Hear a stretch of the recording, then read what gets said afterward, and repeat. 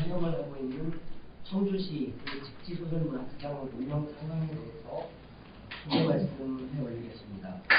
그리고 고려대장경 삼각지 감회에 대한 문학 콘텐츠 방안을 소개해 드리겠습니다.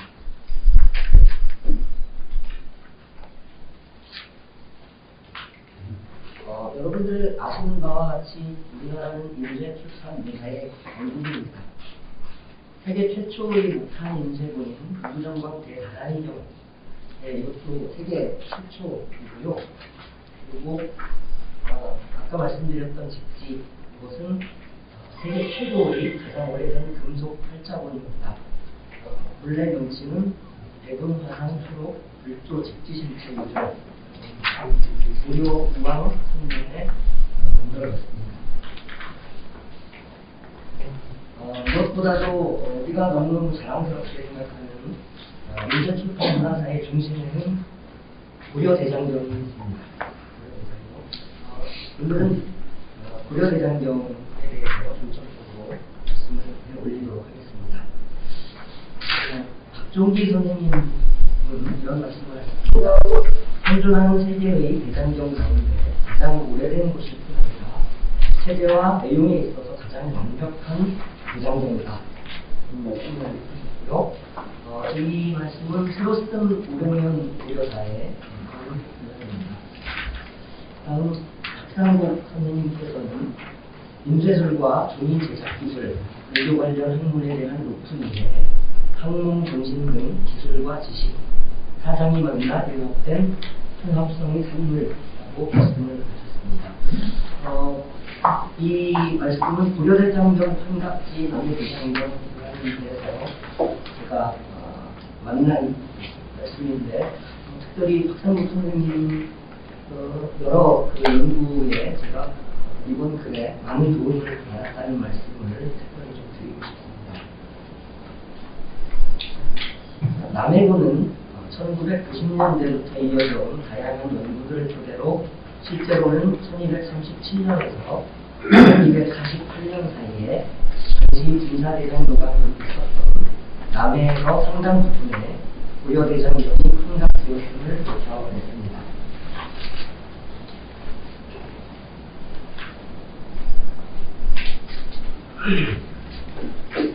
고려대장경 풍각지로서의 남해의 이상 제고를 위해서는 지금까지는 다양하게 학술 영역에서 여러 연구들이 진척이 되었습니다만, 앞으로는 문화예술 영역으로 확산되어야 하리라고 생각합니다.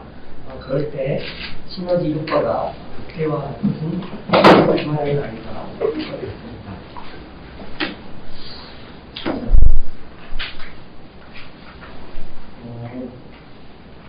자료집 10페이지를 잠깐 보겠습니다.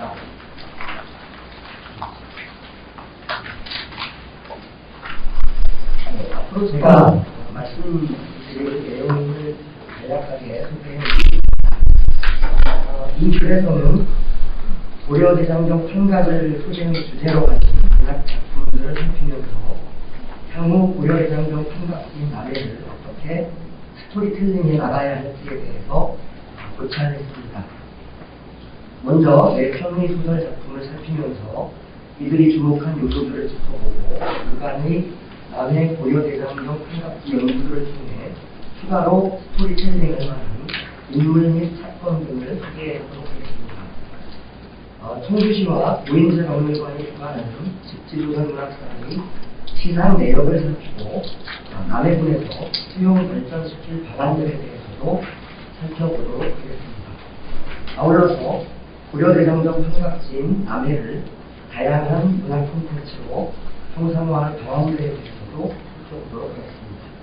먼저 2장 고려대장경 풍각을 다룬 소설 작품들을 소개해 드리도록 하겠습니다.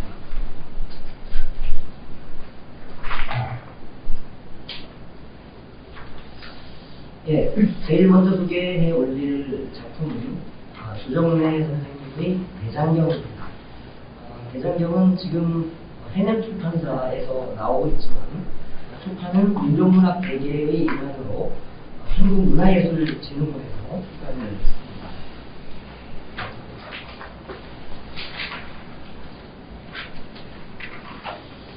자세한 내용들은 자료집을 참고해 주시고요. 그 중에서 중요한 내용들을 소개해 드리도록 하겠습니다.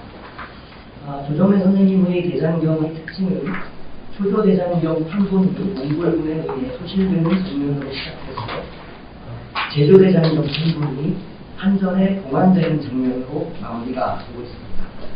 고려대장경 판각 작업을 본격 소설로 형성하는 첫 사례라는 점에서 주목할 만합니다.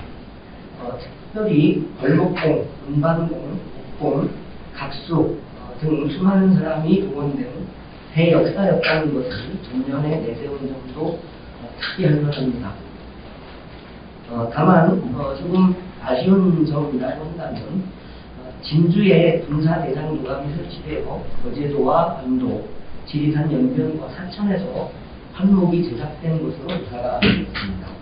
아까 말씀드렸던 것처럼 이 작품은 1980년대 초반에 시어진 작품이기 때문에 고려대장경 판각지가 남해라고 하는 것에 대한 연구가 진척되기 이전에 시어진 작품이어서 남해가 고려대장경 판각지라는 것이 소설로 형상화되지는 못했습니다.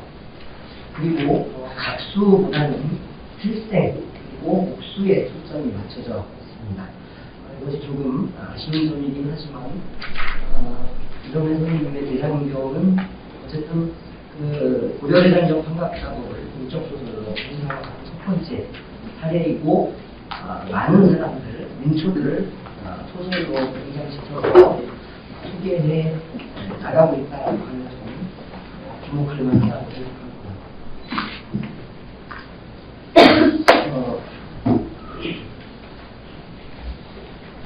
대장경은 나중에 오페라로도 만들어졌고 2010년에 처음 만들어졌는데 지금도 계속 공연이 되고 있습니다. 다음 작품 소개에 올리기 전에 남해가 고려대장경 판각지였다는 연구가 진행되면서 새롭게 부각된 두 인물에 대해서 소개해 드리겠습니다. 첫 번째 인물은 정환이고 두 번째 인물은 태동입니다. 아시는 바와 같이 이제 최후와 정환이 고려대장경 판각 비용의 방식을 각각 사제로 기사했다는 기록들과 서로 반목하다가 결국은 죽임을 당했다라고 하는 기록이 눈길을 끕니다. 가지고 계신 자료집 12쪽 하단부에 자세한 내용이 소개가 되어 있습니다. 자료집을 읽어보시기 바랍니다. 두 번째 인물은 최동입니다. 여러분들도 다 아시는 바와 같이 최동은 고려대장경 판각에 참여한 각수로서 당기에 정미세 고려국 본사 남해 대장도감 개판이라고 하는 아주 유명한 그리고 굉장히 소중한 기록을 새겨넣은 현재로서는 유일한 인물입니다. 이 두 인물이 추후에 소설화 작업에서 상당히 주목받을 만한 인물들이라고 생각합니다. 두 번째 소개해 올릴 작품은 임종옥 선생님의 붙이지 않은 편지인데 이 붙이지 않은 편지는 중편 소설이고요. 남해 바다가 인생을 이라고 하는 소설집에 수록되어 있는 중편 소설입니다. 지금 화면을 보고 계신 분은 당사자이십니다. 다 아시는 것과 같이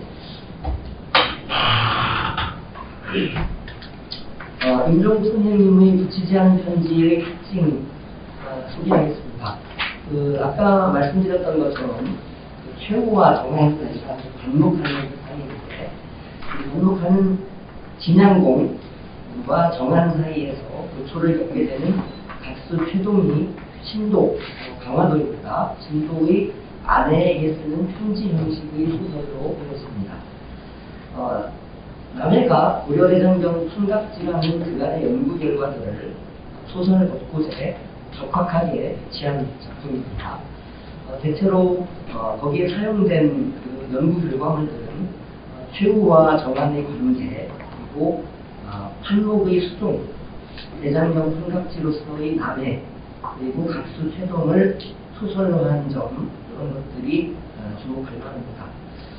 특별히 남해가 고려대장경 삼각지임을 알리는 그 모범 사례를 제시했다고 하는 점에서 주목할 만하다고 생각합니다. 세 번째 작품은 김종록 장편소설 북다의 십자가 1, 2권, 2권으로 된 장편소설입니다.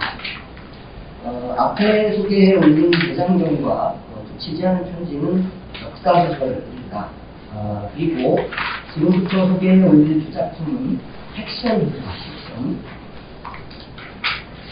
팩션은 역사적 사실이나 실존 인물의 일대기에 상상력을 덧붙여서 새로운 이야기로 꾸며낸 것입니다.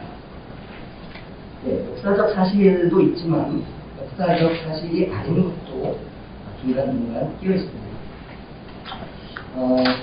고려대장경에 정교의 근원들이 담긴다는 어떤 일들이 벌어질까 하는 상상력을 기반으로 한 소설입니다. 이 정교는 기독교를 이야기합니다. 기독교가 처음 전파되어 왔을 때 중국이라든가 이쪽에서는 정교라고 하는 것으로 받아들였습니다.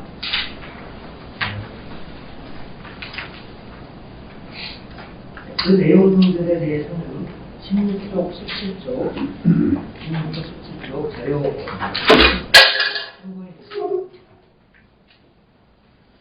또 특이한 것은 실존 인물인 각수 김승을 소설화했으며 김승이라고 하는 인물은 각수중에서 편목 작업을 정판 판각 작업을 가장 많이 했던 각수로 알려져 있습니다. 김승을 소설화했고 고려대장경 판각지로 남해가 등장을 합니다. 그리고 다양한 종교 인물들을 토대로 상상의 지평을 넓혔습니다. 17쪽 상단 부분에 내용들이 소개가 되어 있습니다. 조금 아쉬운 부분이라고 한다면 부인사 초조대장경을 불태운 것이 무인 정권이었고 불교계에서도 이를 승인했다고 하는 가설 아래 쓰여진 소설이라고 하는 소설인데 그것이 논란의 여지가 있을 것 같습니다. 다음 작품은 조한선 장편소설의 천년을 훔치다. 이 작품 역시 팩션입니다. 아까 말씀드린 것처럼 역사적 사실이나 실존 인물의 일대기에 상상력을 덧붙여서 새로운 이야기로 꾸며냈습니다. 1990년대 중반에 있었던 일본 안국사 초조대장경 도굴 사건을 모티프로 한 작품입니다. 몽골군에 의해 소실된 것으로 알려진 초조대장경 판본 중의 일부가 남아있다라고 하는 것을 가설로 해서 지어졌습니다. 조금 특이한 상황은 초조대장경을 중심으로 하고 있지만 현대를 배경으로 하고 있는 픽션입니다. 천년을 훔치다의 특징은 장르의 틀에 국한하지 않고 고려대장경을 소재로 한 다양한 방식의 스토리텔링을 보여주었다라고 하는 데 의미가 있을 것 같습니다.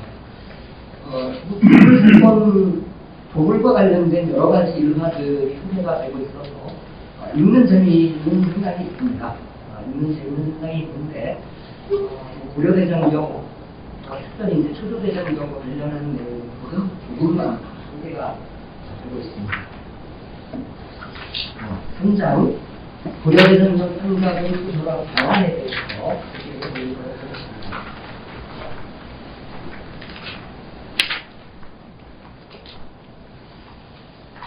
최근의 고려대장경 생각과 관련한 연구 중에서 눈에 띄는 성과라고 한다면 군사대장 도감을 새긴 장기 중에서 상상수에서 상상 기법이 사용되고 있다라고 하는 것을 확인한 것입니다. 자세한 내용은 19쪽 상단에 소개가 되어 있습니다. 여기서 이제 몇 가지 의문을 가질 수가 있을 것 같습니다. 정판을 훼손하면서까지 군사라고 하는 두 글자를 특별히 추가해야 할 이유가 있었을까? 라고 하는 것이 어떤 호기심이기도 하고, 근데 소설 쓰는 사람들끼리는 어떤 그 역사적 사실에서 발견하게 되는 틈이라고 이야기를 하는데 상당히 재미있는 틈이라고 생각됩니다. 여기에는 혹시 최후와 정한 사이에 알력이 작용한 것은 아닐까 이런 생각들이 듭니다. 제가 그간에 발표된 연구 논문들을 쭉 살펴보면서는 상당 부분 설득력이 있는 결론이라는 생각이 듭니다. 그리고 이것이 훗날 정한의 죽음으로 연결된 것은 아닐까 하는 의문도 듭니다. 이현 스님이 고려대장경 최종 교정 수임을 마치면서 혹시 군사를 새겨넣기로 결정한 것은 아닐까 하는 호기심도 생깁니다. 그렇다면 왜 그렇게 했을까? 또 호기심을 끌어당깁니다. 이현 스님과 더불어 이현 스님과 수선사 대승으로 연결되는 진각국사 해심 스님도 스토리텔링의 소재로 적합하다는 생각이 듭니다. 근데 이쪽은 앞으로도 아마 조금 더 연구가 진척되어야 할 것 같습니다. 그리고 아직까지 다양한 인물들이 소설화가 되고 있습니다만 아직까지 좀 부족하다라고 생각되는 쪽은 한지장인 쪽입니다. 한지장인과 지속골, 지속골이나 지속골이라고 이야기하는 있는 곳이 화방사 근방인데 그것을 연관지어서 소설화 작업하는 것은 어떨까 하는 생각이 듭니다. 아까 소개해 올렸던 작품 중에서 국가의 십자가에서는 조금 살짝 소개가 되고 있는데 조금 더 본격적으로 소개가 되면 좋겠다는 생각이 듭니다. 그리고 현재까지는 최동이라고 하는 인물에만 국한되어 있는 것이 사실인데 최동이라고 하는 인물에 국한할 것이 아니라 각수로 자주 보이는 효련, 정우, 도희, 안유, 김승, 김승은 물론 아까 소개해드렸던 그 인물입니다. 그리고 이림, 윤기, 성주, 덕화, 유정 이런 많은 각수들의 이름도 앞으로 소설 중에서 되살려야 나타날 것이다. 그리고 유물을 활용한 스토리텔링 방안도 있습니다. 유물은 중요한 역사적 사료일 뿐만 아니라 과거와 현재를 잇는 매개체 역할을 하기 때문에 굉장히 중요합니다. 여기에서 특별히 주목할 만한 인물들은 감상성지에서 출토된 속작품들 그리고 한도 마연령 숙돌. 저는 특별히 저 한도 마연령 숙돌에 상당히 관심이 많아졌습니다.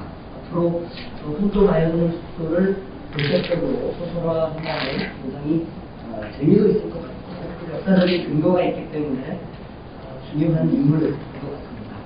그리고 조기와 자기, 기와 외에 불적이와 대문의 부속품, 절개통, 숙돌 이런 것들도 출토가 된 것으로 알고 있습니다. 이런 것들 다양하게 이걸로 활용하면 좋을 것 같습니다. 전 선원사지에서 출토된 청자 원숭이 모양 경작도 상당히 주목할 만한 내용이라고 생각합니다. 다음 4장에서는 청주시의 집투조선 문학상 운영 상황에 대해서 말씀을 드리도록 하겠습니다.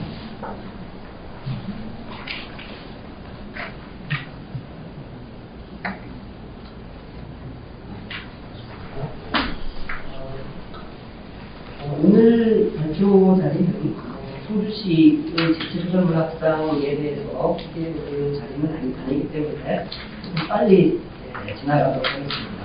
청주시에서는 이렇게 소개를 하고 있습니다. 2003년부터 정면으로 청주 집지 축제하고 2004년부터는 유네스코 집지상을 제정했고 집지문학 특구지정, 금속발사 주주 전시관, 그리고 오페라 집지, 그리고 다양한 인형극, 뮤지컬, 1인 1차 편애기 운동 등 체험 프로그램을 운영하고 있습니다. 오페라 집지의 한 장면이고요. 그리고 집지 콘서트의 한 장면입니다. 집지조선 문학상 현황을 살펴보도록 하겠습니다. 이것은 청주시와 청주 고인선박물관이 주최하고 한국인 한국소설가협회가 기관으로서 매해 3,000씩 시간을 하고 있습니다. 네, 자세한 내용들은 자료 수입을 신고해 주시면 될 것 같습니다. 조금 진행을 빨리 하겠습니다. 여기 발표된 대상 작품들입니다. 최우수상과 우수상들도 있는데 매해 대상 작품들만 이렇게 단행본으로 소개가 되고 있습니다. 오래전부터 집지를 아이콘으로 삼은 청주시는 고려대장경 삼각지 홍보를 중요한 실천 사업으로 펼치는 남해군과 닮은 점이 많습니다. 선행지자체인 청주시를 모델로 하여 이들에게서 배울 점을 심도 있게 해주고 서둘러 정책에 반영하면 좋을 것 같습니다. 5장입니다. 사실 제가 오늘 말씀드리려고 하는 전체의 요지는 여기에 올려있는데요. 고려대장경 삼각지 남해에 대한 문화 콘텐츠 방안에 대해서 기대해 올리겠습니다. 첫째, 이건 제가 남해군에 이런 후원을 말씀드리는 것인데요. 가칭 직지소설 문학상처럼 남해 고려대장경 문학상을 제정하면 좋겠다는 생각입니다. 응모 주제로는 남해가 고려대장경 삼각지임을 소개하는 소설, 두 번째 인쇄출판 및 기록문화를 다룬 소설, 세 번째 남해와 남해 사람들의 삶을 다룬 소설, 네 번째 불교 문화를 널리 알린 소설 등으로 하게 되면 직지소설 문학상보다 응모 범위를 넓힐 수 있습니다. 고려대장경이 당대의 불경을 아우르며 기록문화의 첨단을 보여줬던 만큼 불교문화 전반을 수용하며 미래지향적인 기록문화도 스토리텔링할 수 있으므로 직지소설 문학상보다 훨씬 많은 응모작이 접수될 것으로 기대가 됩니다. 두 번째는 테마소설 발행입니다. 주요 제재로는 고려대장경 삼각지로서의 남해, 고려대장경 삼각과 관련한 인물 열전, 삼각지에서 출토된 인물을 매개로 한 성사 등이 될 수 있습니다. 참여 작가들이 정기적으로 모여서 관련 세미나를 할 수 있도록 남해군에서 주선을 해주신다면 보다 심도 깊은 소설들이 양산될 수 있을 것으로 기대가 됩니다. 세 번째는 작가 레지던스 프로그램을 운영하는 것입니다. 2, 3개월 한정으로 남해에 머물면서 고려대장경 삼각지를 둘러보고 발굴 작업에도 참여할 수 있도록 한다면 작가의 눈에 포착되는 다양한 문화 콘텐츠를 새롭게 찾아낼 수 있고 남해 국민들과 함께할 수 있는 다양한 문학 행사 이런 것들도 개최하기가 용이할 것입니다. 참여 작가나 레지던스 관리자가 유튜브나 SNS를 활용한다면 남해군을 홍보하는 데도 일조할 것으로 기대가 됩니다. 마지막 네 번째입니다. 가칭 남해 고려대장경 1장을 개최하는 것에 대해서 말씀드리겠습니다. 해마다 남해인근은 남해군을 둘러싸고 있는 지자체를 얘기하는 겁니다. 하동군, 진주시, 하천시, 노동군, 통영시, 거제시, 광양시, 순천시, 여수시에 초중고 학생들을 대상으로 하고 과거 판록 제작을 위해 인근 부울이 힘을 합쳤던 것을 기념하면서 영문함이 함께하는 문학행사로 장애인 대비인 될 수 있을 것으로 기대가 됩니다. 101장 심사를 하는 동안에 고려대장경 삼각지 연구자가 역사 강연을 하는 역사 공부는 물론 남해군에 대한 홍보도 자연스럽게 이루어질 수 있을 것이라고 생각됩니다. 마지막 매진말인데요. 매진말은 지금까지 말씀드렸던 내용들을 다시 한번 반복해서 말씀드리는 자리여서 빨리 지나가도록 하겠습니다.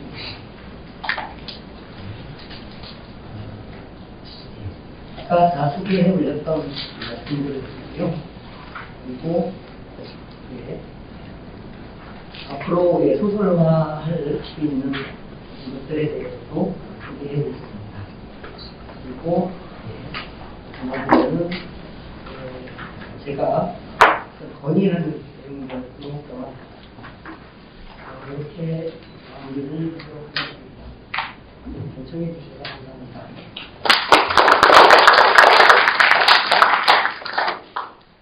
네, 원정국 작가의 발표 들었습니다.